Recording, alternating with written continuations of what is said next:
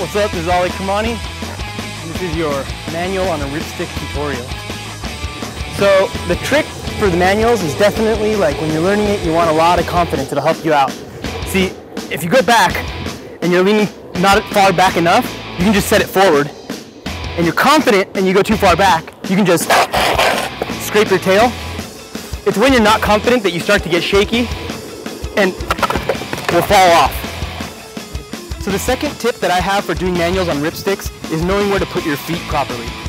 So I suggest putting your feet kind of towards the back of each plate. I like to make sure that on my back foot, the rear heel is hanging off of the deck. And the reason for that is I like to maintain balance in the manual using the ball of my back foot. On the front, I just put it wherever it feels comfortable, but more towards the back of the deck. Trick tip number 3 has to do with how to lift the deck into a manual position. Lift up that front plate by bending your front knee and make sure to keep your back leg straight and use your front bent knee to maintain balance and adjust. Tip trick number 4 has to do with staying confident. Now I know that's pretty much a rule for all tricks, but in this trick in particular, staying confident will save you from falling on your butt. If you're confident about your manuals, you can either just set the front deck down and just go back into rolling position. You can stomp down on the back with confidence and you'll be able to scrape into it like a tail slide, or you can kind of just shoot the board out and run back onto your feet. Now what you don't want to do is be kind of in the middle of any of those where it starts to lift up and you don't really stomp down the tail, you'll lose your balance and you'll fall down on your butt real hard. Tip number 5 has to do with how to teach yourself to do manuals for a lot longer. And so basically what I suggest is using something like the lines in the sidewalk to measure your progress.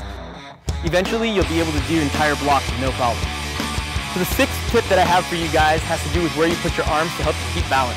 Now when you're first learning this trick, it's fine to put your arms completely out and wave them as much as you need to help you adjust and keep balance. As you get a little bit better and more confident with the trick though, you're going to want to bring your arms in a little bit for just a little bit more style, and you'll be using more your hips and legs for balance and less of your arms waving around. So the 7th and final trick tip that I have for you has to do with how to get out of the manual. Flat ground, just set it down. If you're dropping into something or going over something, you want to kind of pop the back truck just slightly and lift your weight over it so that the board can flatten out easily. So that concludes our 7 trick tips for manuals on RipStiks. I suggest you guys get out there, practice this trick as much as possible because that's what it's really all about, just putting in time and practicing manuals.